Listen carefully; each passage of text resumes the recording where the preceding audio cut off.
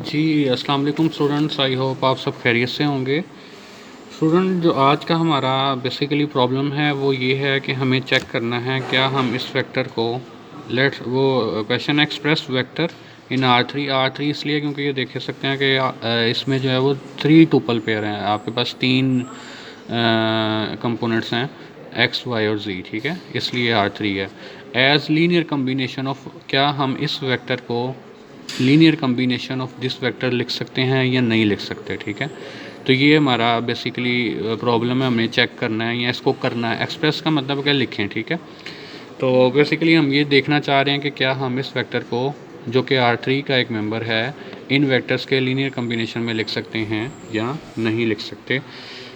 तो ऐसा करने के लिए हम क्वेश्चन बेसिकली हम यहाँ पे कर लेते हैं चेक वेदर के हम इसको इस तरह लीनियर कम्बिनेशन में लिख सकते हैं या नहीं लिख सकते, ठीक है। तो चेक करने के लिए आपको तरीकाकार ये होता है, लीनियर कम्बिनेशन बेसिकली ये होगा कि आपने अपना वेक्टर जिसको आपने लीनियर कम्बिनेशन में लिखना है इस वेक्टर्स के, आप क्या करेंगे, इसको लिखेंगे v इज़ इक्वल टू, यहाँ पे जो आपके वेक्टर्स दिए होंगे उसको आपने एक स्केलर से मल्टीप्लाई करना है, x u1 प्लस x1 कह लें, u1 कह लें, x1 plus u1 plus x2 u2 plus x3 u3।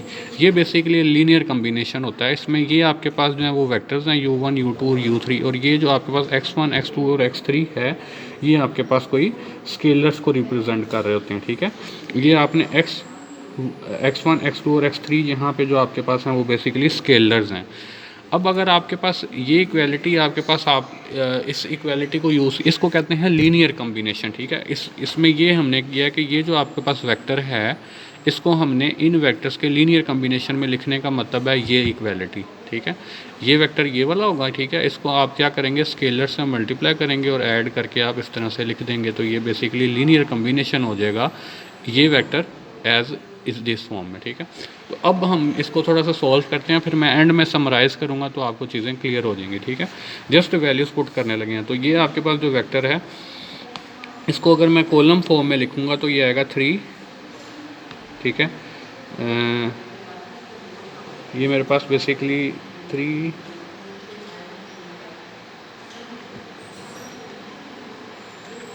3 7 -4, ठीक है। ये थोड़ी यहाँ पे 3 3 है, ठीक है, मैंने मिस्टेक कर दी है, 3 3 है यहाँ पे, ठीक है। अच्छा जी, ये वेक्टर को मैंने यहाँ बेसिकली ये वाला जो वेक्टर था इसको मैंने कॉलम फॉर्म में लिख लिया ये।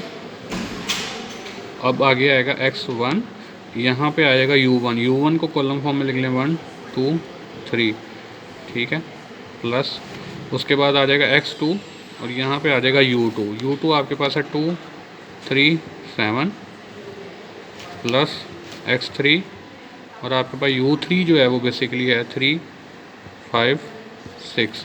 ये बेसिकली मैंने लीनियर कम्बिनेशन की फॉर्म लिख लिया, ठीक है। जो वेक्टर्स आपको दिए हुए थे उनको बेसिकली हमने कॉलम फॉर्म में लिख लिया, ठीक है। ये इसलिए लिखा है क्योंकि अभी आगे आप जब इसके सिस्टम ऑफ इक्वेशन बनाएंगे वो आसानी हो जाएगी आपको, ठीक है। स्टूडेंट्स दोबारा से प्लीज़ देखिएगा, क्वेश्चन ये है चेक वेदर, हम इसको कर लेते हैं एक्सप्रेस की जगह चेक वेदर करते हैं कि क्या हम इस वेक्टर को, जो कि R3 का मेंबर है, R3 का इसलिए क्योंकि इसमें x, y और z 3 आपके पास जो है ना वो कंपोनेंट अवेलेबल हैं, एज लीनियर कम्बिनेशन ऑफ इन वेक्टर्स के लीनियर कम्बिनेशन में क्या हम लिख सकते हैं या नहीं लिख सकते, ठीक है। लीनियर कम्बिनेशन जो है वो इस तरह से रिप्रेजेंट होता है जिसमें आप जो वेक्टर जिसको लीनियर कम्बिनेशन में लिखना है वो यहाँ पे आ जाता है और इसको इक्वल आप रखते हैं basically product of scalar and vector plus, मतलब इन सब वेक्टर्स को सम करके स्केलर के साथ मल्टीप्लाई करके सम करके इस फॉर्म में लिखना, ठीक है। उसके बाद मैंने यहाँ पे वैल्यूज़ पुट कर दी हैं v की, u1 की, u2 की और u3 की, ये मैंने तीनों वैल्यूज़ इसमें पुट कर दी हैं। अब यहाँ से हमारे पास एक सिस्टम ऑफ इक्वेशन जनरेट होगा। अगर मैं इधर मल्टीप्लाई करूँगा तो ये x1 पहले इधर मल्टीप्लाई होगा, x2 इधर मल्टीप्लाई होगा और x3 इधर मल्टीप्लाई होगा। ये बेसिकली आएगा x1 प्लस इसको इधर मल्टीप्लाई करने पर, ठीक है। x2 मल्टीप्लाई होकर आ जाएगा 2x2 प्लस 3x3 और ये इक्वल आ जाएगा आपके पास, यहाँ से 3 है तो ये यहाँ पे 3 आ गया, ठीक है। ये एक इक्वेशन बन गई है। सिमिलरली ये x इधर मल्टीप्लाई होकर आएगा x1 2x1 आ गया, ठीक है। प्लस इसको जब इधर मल्टीप्लाई करेंगे 3x2 आ जाएगा, इसको जब अंदर मल्टीप्लाई करेंगे तो ये 5x3 आ जाएगा और यहाँ से इक्वल आ जाएगा ये 3 के, ठीक ठीक है स्टूडेंट, ये मैंने इसको अंदर मल्टीप्लाई कर दिया। ठीक है, सिमिलरली जब मैं इसको अंदर मल्टीप्लाई करूँगा तो ये आपके पास आ जाएगा 3x1 plus 7x2 plus 6x3 और ये आपके पास आ जाएगा -4 के। ठीक है जी, ये मैंने एक सिस्टम बना लिया है। अब स्टूडेंट अगर तो इस सिस्टम में x1 x2 और x3 का सोल्यूशन आ जाता है, सोल्यूशन चाहे यूनिक, हमने पीछे डिटेल में पढ़ा था कि सोल्यूशन आपके पास यहाँ तो यूनिक होता है, ठीक है, या इनफाइनाइट पे नहीं होते हैं, या तीसरा केस हमने पढ़ा था नो सॉल्यूशन। ठीक है, अगर तो इसको आप सॉल्व करते हैं और आपका सॉल्यूशन या यूनिक आता है या इनफाइनाइट में नहीं आता है, तो इसका मतलब ये होगा कि ये आपके पास वेक्टर इनके लीनियर कम्बिनेशन में लिखा जा सकता है। ठीक है स्टूडेंट्स, ये वेक्टर इनके लीनियर कम्बिनेशन में कब लिखा जाएगा? अगर आपके पास क्या हो, इस सिस्टम ऑफ इक्वेशन का यूनिक सोल्यूशन आए या इनफाइनाइट मैनी सोल्यूशन आए। लेकिन अगर इस सिस्टम का सोल्यूशन आपके पास नो सोल्यूशन की कैटेगरी में आया, मतलब सोल्यूशन ही एग्जिस्ट ना किया, तो इसका मतलब है कि ये वेक्टर जो आपका है, ये वेक्टर इनके लीनियर कम्बिनेशन में नहीं लिखा जा सकता। आई होप कि आपको क्लियर हो गया होगा। लीनियर कम्बिनेशन में लिखने के लिए आपको अपने सिस्टम को बेसिकली सिस्टम ऑफ इक्वेशन में कन्वर्ट करना है, उसको सोल्व कर लेना है। उसको सोल्व करने का अगर यूनिक या इनफाइनाइट मैनी सोल्यूशन आएगा तो इसका मतलब है गिवन वेक्टर इनके लीनियर कम्बिनेशन में लिखा जा सकता है। अगर सोल्यूशन नो सोल्यूशन आता है तो फिर नहीं लिखा जा सकता। अब चूंकि स्टूडेंट मैंने ऑलरेडी तकरीबन 20-25 दिन हमने प्रैक्टिस की है सिस्टम ऑफ इक्वेशन को सॉल्व करने की, तो आप इसको किसी भी मेथड से सॉल्व कर सकते हैं। जब आप सॉल्व करेंगे तो आपका सोल्यूशन जो x1 आएगा वो 2 आएगा, x2 जो आएगा वो -4 आएगा और x3 जो है वो आपके पास 3 आएगा। ये आप कंफर्म कर सकते हैं। ठीक है, ये जब आप कंफर्म करेंगे तो आपके पास यही सोल्यूशन आ रहा होगा। ठीक है, इसको आपने जो सोल्यूशन आ जाएगा उसको बेसिकली आपने यहाँ पे वैल्यूज़ पुट कर देनी है, v की x1 x2 x3 की वैल्यू। तो ये आपके पास जो लीनियर कम्बिनेशन में लिखा जाने के बाद जो आपकी फॉर्मल आंसर होगा लीनियर कम्बिनेशन का, यहाँ पर अगर हम वैल्यू पुट करें तो ये बन जाएगा 2u1 -4u2 प्लस 3u3। ये मैंने बेसिकली x1 x2 और x3 की वैल्यूज़ यहाँ पे पुट कर दी हैं। ठीक है, इधर x1 x2 और x3 की जो वैल्यूज़ निकालनी है वो पुट कर दी हैं। तो ये बेसिकली आपका लीनियर कम्बिनेशन होगा। ठीक है, तो एक ये एग्जांपल थी। अब मैं एक और एग्जांपल करवाने लगा हूँ स्टूडेंट। लेट्स सपोज कि मेरे पास एक और अब मुझे दी हुई है पोलिनोमियल। ठीक है, क्वेश्चन ये है कि मेरे पास मुझे चेक करना है, सपोज में हम एक्सप्रेस करेंगे एक मेरे पास जो वेक्टर है यहाँ पे वो पोलिनोमियल फॉर्म है 3t² + 5t -5 as linear combination of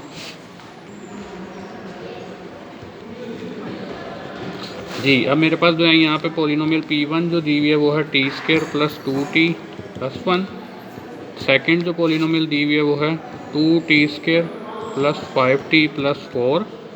ठीक है, और थर्ड जो मेरे पास p3 दी हुई है वो है t² + 3t + 6। ठीक है, अब मुझे बेसिकली स्टूडेंट नेक्स्ट क्वेश्चन में बेसिकली पोलिनोमियल्स को चेक करना है। एक वेक्टर ये है, इसको मैंने चेक करना है क्या ये इसके लीनियर कम्बिनेशन में लिखा जा सकता है या नहीं लिखा जा सकता।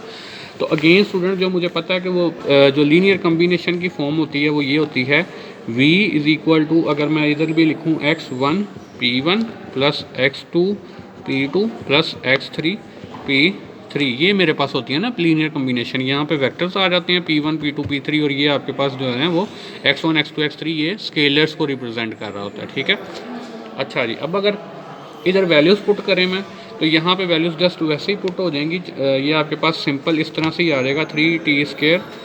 ठीक है, ये v की वैल्यू पुट करने लगे हैं। ठीक है, जो कि मुझे यहाँ पे दी हुई थी 3t² + 5t - 5 3t² + 5t - 5 = हाँ जी। अब x1 की वैल्यू जो है वो बेसिकली वैसे ही रहेगी और इसके साथ अंदर आपके पास आ जाएगा p1 आपके पास है t² + 2t + 1, फिर प्लस x2 के साथ आपके पास आ जाता है p2, वो जो कि ये है 2t² + 5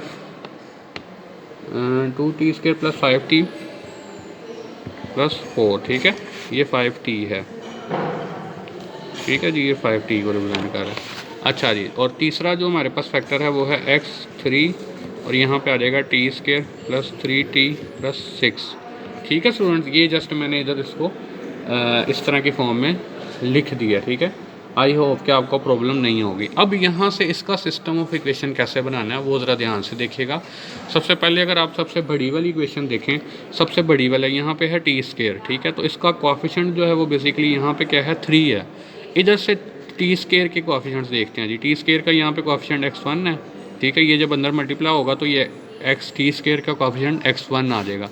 ये जब अंदर मल्टीप्लाई होगा तो आपका आएगा 2x2 आएगा, ठीक है। और ये जब अंदर मल्टीप्लाई होगा तो ये आपके पास x3 आएगा, ठीक है। तो जो मेरे पास पहली इक्वेशन बनेगी, अगर मैं यहाँ से लिखना शुरू करूँ तो ये आपके पास आएगा x1 प्लस ये जब अंदर मल्टीप्लाई होगा ये 2x2 आ जाएगा, ठीक है। इसको जब अंदर मल्टीप्लाई करेंगे तो 2x2 आएगा ना, और ये जब अंदर मल्टीप्लाई करेंगे तो ये आएगा x3। और यहाँ से जो था 3 का कोएफिशिएंट वो था बेसिकली हमारे पास 3, तो ये x plus 2x2 plus x3 is equal to आ गया 3 के। सिमिलरली स्टूडेंट अब मैं जब t के कोएफिशिएंट्स का कंपैरिजन करूँगा तो वो यहाँ से मैं जब मल्टीप्लाई करूँगा तो ये आएगा 2x1, ये जब अंदर मल्टीप्लाई होगा, ठीक है। ये 2 इससे मल्टीप्लाई होगा 2x1 आ जाएगा टी के कोएफिशिएंट के कंपैरिजन में, ठीक है। ये जब अंदर मल्टीप्लाई होगा तो ये आपके पास आएगा प्लस 5x2, और जब इधर मल्टीप्लाई करेंगे तो ये आपके पास आ जाएगा प्लस, अगर कोई टर्म नहीं होती, फॉर एग्जांपल अगर इसमें टी नहीं है तो वो बेसिकली आपके पास 0 आएगा, ठीक है, वो 0 हो जाएगी टर्म। ये जब अंदर मल्टीप्लाई होगा तो ये आएगा 3x3, और ये आपके पास इक्वल आ जाएगा जी 5 के। आप देख रहे हैं ना ये किस तरह से मैं कंपैरिजन करता जा रहा हूँ और मेरे पास जो है वो सारी वैल्यूज़ आती जा रही हैं आउटपुट में, ठीक है। और अब t के बगैर टर्म जो है वो यहाँ पे देखें तो x1 है, ये जब मल्टीप्लाई होगा तो ये आएगा x1। यहाँ पे जो है t के बगैर है वो 4 है, तो ये आएगा 4x2, और यहाँ पे जो है वो प्लस 6x3, और ये आपके पास -5 के इक्वल आ जाएगा, ठीक है।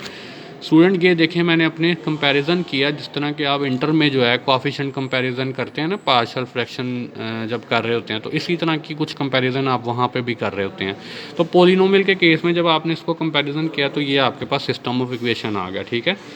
वंस अगेन अगर आपको मैं याद करवाऊँ तो मैंने आपको बार बार कहा था कि आप अच्छी तरह प्रैक्टिस करें, अच्छी तरह प्रैक्टिस करें। तो अगेन स्टूडेंट्स जब आप प्रैक्टिस करेंगे तो इसका जो सोल्यूशन आपके पास आएगा x1 का वो आएगा 3, x2 का जो आपके पास आएगा 1, और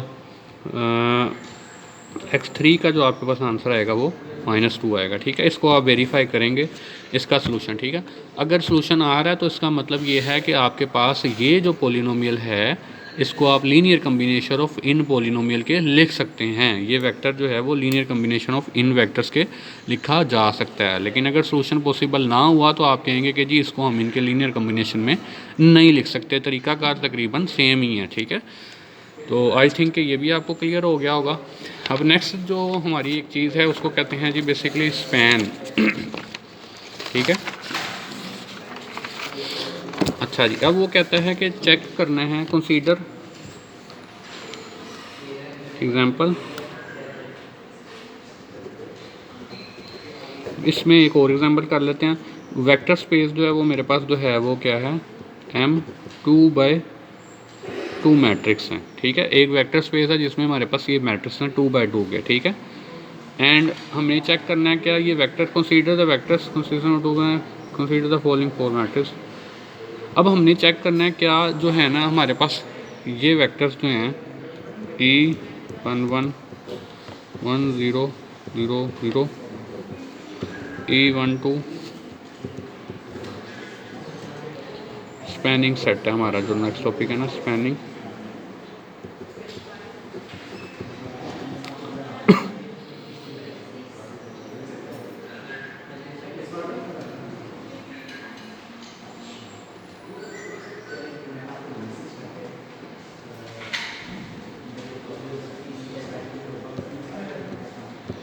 जी स्टूडेंट, ये मैं कुछ मैट्रिसेस लिख रहा हूँ जो कि 2/2 के हैं, ठीक है। 1 1 ये आ गया, E12 जो है वो हमारे पास 0 1 0 1 आ गया, E21 जो है वो आपके पास आएगा 0 0 1 0, और E22 जो है वो आपके पास आ जाएगा 0 0 0 1। अब आपने चेक करना है क्या ये वेक्टर्स जो हैं स्पैन करते हैं, form spanning set of V. क्या ये जो वेक्टर्स हैं क्या ये स्पैनिंग सेट बनाते हैं वेक्टर स्पेस वी का। वेक्टर स्पेस है हमारे पास वी जिसके अंदर ये वेक्टर्स आपके पास दिए हुए हैं। क्या हमने क्वेश्चन ये है हमारे पास, क्या ये वेक्टर्स जो हैं वो हमारे पास स्पैनिंग सेट ऑफ वी बनाते हैं या नहीं बनाते, ठीक है। दोबारा से देखें, क्या ये vector spanning set of V बनाते हैं या नहीं बनाते। ठीक हो गया। आपको ये चेक करने के लिए क्या ये वेक्टर वी के स्पैनिंग सेट बनाते हैं या नहीं बनाते, तो आपको इस तरह की फॉर्म में, अगर अब यहाँ पे अगर आपके पास ये देखें तो ये एक मैट्रिक्स है, ठीक है। तो आपको इस तरह जो भी आपके पास वेक्टर की फॉर्म होगी, वो अगर पोलिनोमियल है, वो अगर मैट्रिसेस है, या वो आपके पास सिंपल वेक्टर फॉर्म है, तो आपको उस तरह का एक जर्नल वेक्टर कंसीडर करना होगा, ठीक है। अब यहाँ पे जो कि मैट्रिसेस हैं, तो मैंने इसका लीनियर कम्बिनेशन जो है ना वो बनाना है। बेसिकली सोल्यूशन में मैं क्या करूँगा, यहाँ पे सोल्यूशन में मुझे क्या करना है, एक जर्नल वेक्टर लिखना है इस टाइप का, ठीक है। उसमें मैं एंट्रीज जो है वो A B C D 2x2 का एक मैंने जर्नल मैट्रिक्स लिख लिया, ठीक है। अब अगर फॉर एग्जांपल इन वेक्टर्स की जगह पे मेरे पास ये वेक्टर्स लिखे होते, v1 लिखा होता ए बी सी, चलें 1 2 2 3 इस तरह के वेक्टर्स लिखे होते, v1 v2 जो है वो मेरा 5 7 8 लिखा होता, ठीक है। इस तरह के अगर लिखे होते तो फिर आपने जो v सेट करना था अपनी तरफ से, वो होना था v a b c। जिस तरह की ये फॉर्म होगी उस तरह का आप एक जर्नल वेक्टर सपोज करेंगे, ठीक है। वो वेक्टर बेसिकली क्या होगा, उस वेक्टर स्पेस का हिस्सा होगा। ये जो मेरे वेक्टर स्पेस है ना, जिसके ये एलिमेंट्स हैं, उसमें से आपने एक जर्नल वेक्टर ले लेना, ठीक है। जर्नल वेक्टर फॉर्म लिख लेनी है इसको, और आगे आपने ये करना है कि इनका लीनियर कम्बिनेशन लिख देना, ठीक है। लीनियर कम्बिनेशन मैंने आपको ऑलरेडी बताया हुआ है कि वो किस तरह से लिखा जाता है जी। तो अगर आप देखेंगे तो उसको अगर हम लीनियर कम्बिनेशन में देखें तो वो जो इसके मैट्रिसेस होंगे, इसके जो आपके पास एलिमेंट्स हैं, इनकी लीनियर कम्बिनेशन में लिखना है आपने। यहाँ पे लिखना ए, ये इसका जो मेंबर है, ठीक है। और यहाँ पे आ जाएगा ये वाला एलिमेंट 1 0 0 0, ठीक है। प्लस जी आगे आएगा बी 0 1 0 1 0, ठीक है। प्लस सी, ये देखें ना 2 रो वाली पोजीशन पे जो है ना वो आपके पास सी आया है, ठीक है। यहाँ पे देख सकते हैं सी जो है वो कहाँ पे, दूसरी रो पहला कॉलम, ये दूसरी रो पहला कॉलम, ठीक है। तो ये एलिमेंट यहाँ पे आएगा, ठीक है। इसके साथ आएगा 0 0 1 0, और आपके पास आ जाएगा डी जो है वो कहाँ पे, किस पोजीशन पे है, दूसरी रो दूसरा कॉलम। तो ये डी जो है वो इस तरह आ जाएगा 0 0 0 1। अब अगर आप इसको सॉल्व करें, इसको सॉल्व करने पे आपके पास लेफ्ट हैंड साइड और राइट हैंड साइड इक्वल आ जाती है, तो इसका मतलब ये होगा कि ये वेक्टर्स जो हैं वो स्पैन कर रहे हैं या स्पैनिंग सेट बना रहे हैं आपकी वेक्टर स्पेस का, ठीक है। ये वेक्टर्स स्पैनिंग सेट बना रहे हैं आपकी वेक्टर स्पेस का, अगर ये आपके पास इक्वालिटी सेटिस्फाई होती है तो, ठीक है। ये इक्वालिटी कैसे बनानी है स्टूडेंट्स, दोबारा से देखिएगा ज़रा। आपको कुछ वेक्टर्स दिए हो सकते हैं, वो किसी भी फॉर्म में हो सकते हैं। वो आपके पास पॉलिनोमियल फॉर्म भी हो सकती है, जैसा कि पीछे वाली एग्जांपल में देखा, वो वेक्टर फॉर्म में भी हो सकते हैं इस तरह की, जैसा कि ये देख लिया, या वो आपके पास मैट्रिसेस की फॉर्म में भी हो सकते हैं, जैसे कि इस एग्जाम्पल में हम देख रहे हैं, ठीक है स्टूडेंट्स। आपने ये चेक करना है क्या ये spanning set of V vector space जो है उसका स्पैनिंग सेट बना रहे हैं या नहीं कर रहे हैं, या स्पैन कर रहे हैं या वी को के नहीं कर रहे, ठीक है। दो तरह से हो सकता है, क्या ये स्पैन करते हैं वी को, वी मींस वेक्टर स्पेस, या ये सेट, इनका अगर मैं एक सेट बनाऊं तो क्या ये वेक्टर्स जो हैं वो स्पैनिंग सेट हैं वी का या नहीं। ये दोनों चीज़ों को बेसिकली चेक करने के लिए आपको लीनियर कम्बिनेशन लिखना है इन वेक्टर्स का, इनका लीनियर कम्बिनेशन लिखना है ये, और उसके साथ आपने इधर एक जर्नल वेक्टर लिख लेना, ठीक है। ये वेक्टर बेसिकली जर्नल होगा, वेक्टर स्पेस का मेंबर होगा, ठीक है। अब अगर हम इसको अंदर मल्टीप्लाई करके देखें ना, तो यहाँ से जब आप इसको अंदर मल्टीप्लाई करते हैं तो ये आपके पास यहाँ से ए आ जाता है ठीक है। ये ए है 0 0 0 है, ठीक है। प्लस इसको जब अंदर मल्टीप्लाई करते हैं तो ये 0 B 0 0 आता है, ठीक है। जब इसको अंदर मल्टीप्लाई करते हैं तो ये आपके पास 0 0 C 0 आ जाता है, ठीक है। प्लस जब D को अंदर मल्टीप्लाई करते हैं तो 0 0 0 D आ जाता है, ठीक है। इन चारों को आप ऐड करेंगे तो ये आपके पास आ जाएगा A B C D, तो ये A B C D equal आ जाएगा A B C D के इक्वल, ठीक है। तो मतलब ये आपके पास सेटिस्फाई कर रहा है। अगर ये इस तरह से सेटिस्फाई कर रहा है तो इसका मतलब ये हुआ कि ये वेक्टर्स जो हैं वो क्लियरली हम देख सकते थे कि ये वेक्टर्स जो हैं वो स्पैन कर रहे हैं आपकी वेक्टर स्पेस, जिसके मेंबर्स जो हैं वो 2x2 के मैट्रिक्स हैं, ठीक है। तो आई होप कि ये आपको क्लियर हो गया होगा। अगर आपको कोई इसमें इश्यूज़ आते हैं क्या कि ये किस तरह से हम चेक कर रहे हैं, तो आप मुझसे ये क्वेश्चन कर सकते हैं अपने, मैं आपको इसकी प्रैक्टिस क्वेश्चंस दूंगा तो आप उसमें मुझसे पूछ सकते हैं, ठीक है। आप क्वेश्चंस कर सकते हैं मुझसे। तो स्टूडेंट ये हमारे पास था, दो चीज़ें अभी आज हमने देखी हैं। इसके बाद आ जाता है linear dependent and linear independent vectors, ठीक है। लीनियर डिपेंडेंट और लीनियर इंडिपेंडेंट वेक्टर्स को जो बेसिकली हमने देखना है वो भी कुछ इसी तरह से ही है। इसको हम देखते हैं कि क्या हमारे पास वेक्टर्स जो हैं वो लीनियर इंडिपेंडेंट हैं या लीनियरली डिपेंडेंट हैं, ठीक है। लेट्स सपोज मुझे कुछ वेक्टर्स दिए जा रहे हैं। लेट्स सपोज जी मुझे चेक करने के लिए वो देता है, क्वेश्चन है चेक वेदर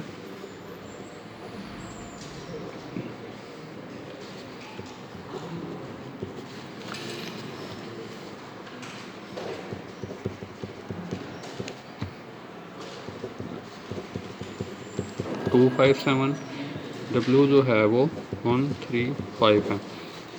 वो कहता है कि चेक करें कि क्या ये वेक्टर्स जो हैं वो लीनियरली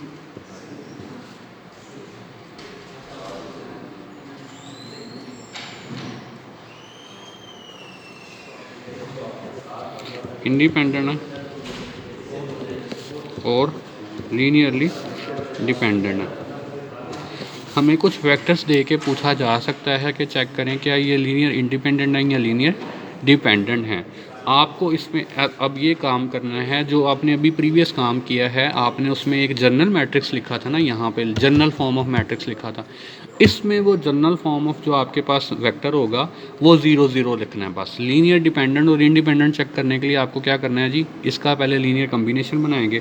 इसका लीनियर कम्बिनेशन अगर मैं लिखूँ तो वो इस तरह से आएगा, मैं डायरेक्ट लिख रहा हूँ, ठीक है। एक्स के साथ आपके पास आएगा 1 2 3 प्लस x1 x2 के साथ आपके पास आ जाएगा जी 2 5 7, ठीक है, प्लस x3 के साथ आपके पास आ जाएगा 1 3 5। और यहाँ पे आपने हमेशा जब लीनियर डिपेंडेंट या इंडिपेंडेंट चेक करना है तो 0 0 0 रखना है, ठीक है। इस तरह का जनरल मैट्रिक्स यहाँ पे आएगा। अब अगर वो मैट्रिक्स फॉर्म में आपको क्वेश्चन आ रहा है तो आपने यहाँ पे मैट्रिक्स लिख देना 0 0 0 का, ठीक है। नल मैट्रिक्स लिखेंगे यहाँ पे। अब चूंकि ये वेक्टर फॉर्म थी तो इस तरह से ये बेसिकली तो ये भी वेक्टर है, मैट्रिक्स भी वेक्टर को रिप्रेजेंट कर रहा है, लेकिन कहने का मतलब है कि अगर इस तरह ऑर्डर पेयर की फॉर्म में आएगा तो वो इस तरह से आप सपोज करेंगे, ठीक है। अब अगर आप इसका सिस्टम ऑफ इक्वेशन बनाएं तो इसका जो सिस्टम ऑफ इक्वेशन है स्टूडेंट्स वो कुछ इस तरह से बनेगा। वो आपके पास आएगा x plus 2x2 plus x3 is equal to 0। फिर नेक्स्ट आएगा 2x1 plus 5x2 plus 3x3 is equal to 0। फिर 3x1 plus 7x2 plus 5x3 is equal to 0। Student ये मेरे पास सिस्टम ऑफ इक्वेशन जनरेट हो चुका है। अब अगर इनका सोल्यूशन आपके पास ये आता है कि आपके पास x1 भी 0 आता है, x2 भी 0 आता है, x3 भी 0 आता है, जो कि हमारे पास इसका सोल्यूशन होता है ऑलवेज। हमें पता है कि एक सोल्यूशन जो है ना वो 0 0 0 होता है। देखें ना, इसको अगर मैं 0 0 0 पुट करता हूँ सेटिस्फाई करता है, इधर भी करता हूँ ये भी करता है, ये भी करता हूँ ये आता है, ठीक है। अगर तो सिर्फ यही एक सोल्यूशन है, मतलब इसके सोल्यूशन और भी हो सकते हैं, ठीक है। लेकिन अगर सिर्फ 0 0 0 ही सोल्यूशन आ रहा है, इसके अलावा कोई सोल्यूशन नहीं है, तो फिर आप ये कहेंगे कि ये वेक्टर्स जो हैं वो क्या हैं, लीनियरली इंडिपेंडेंट हैं। कब होंगे लीनियरली इंडिपेंडेंट? इनका लीनियर कम्बिनेशन बनाएं। लीनियर कम्बिनेशन के बाद जो आपके पास वेक्टर्स x1 x2 x3 जो स्केलर हैं, इनका आंसर अगर 0 0 0 आ जाए, इसके अलावा कोई सोल्यूशन ना हो, सिर्फ 0 0 0 ही सेटिस्फाई करें, तो फिर आप ये कहेंगे कि ये आपके पास वेक्टर क्या हैं, लीनियरली इंडिपेंडेंट हैं।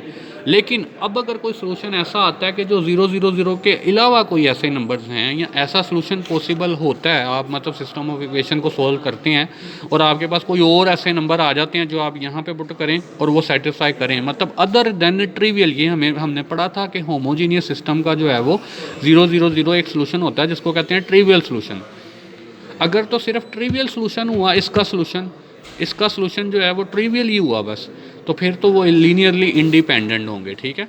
लेकिन अगर अदर देन कोई और आ जाता है, फॉर एग्जांपल ये दोनों 0 आते हैं, फॉर एग्जांपल मैं कह देता हूँ जी ये 2 आ गया, ये दोनों 0 हैं लेकिन ये एक 2 आ गया, तो इसकी वजह से, इसके नॉन ज़ीरो होने की वजह से आप ये कहेंगे कि जो आपके पास वेक्टर्स हैं वो लीनियरली डिपेंडेंट हैं। मतलब कि एक भी अगर इन तीनों में से नॉन ज़ीरो आ गया या तीनों नॉन ज़ीरो आ गए या कोई से दो नॉन ज़ीरो आ गए या कोई नेगेटिव नंबर आ गया या कोई फ्रैक्शन में या अदर देन ज़ीरो अगर कोई भी नंबर अगर आता है सोल्यूशन, तो फिर आप ये कहेंगे कि आपके वेक्टर्स लीनियरली डिपेंडेंट हैं।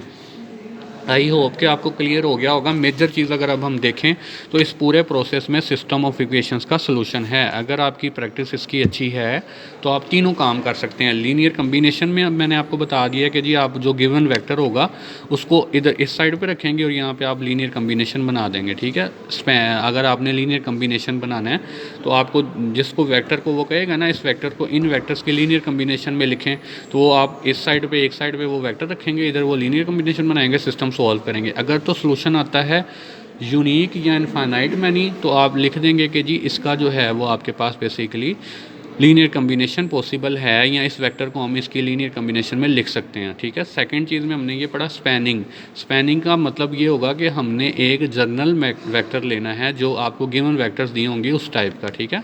उसको आपने क्या करना है, उसके लीनियर कम्बिनेशन में लिख लेना है। और अगर आपके पास लीनियर कम्बिनेशन के लिखने के बाद इक्वालिटी सेटिस्फाई हो जाती है या ए बी सी या डी, मतलब ज़रूरी नहीं है कि इक्वेशन आपके पास सोल्व करके ए बी सी डी के आंसर इक्वालिटी सेटिस्फाई होगी।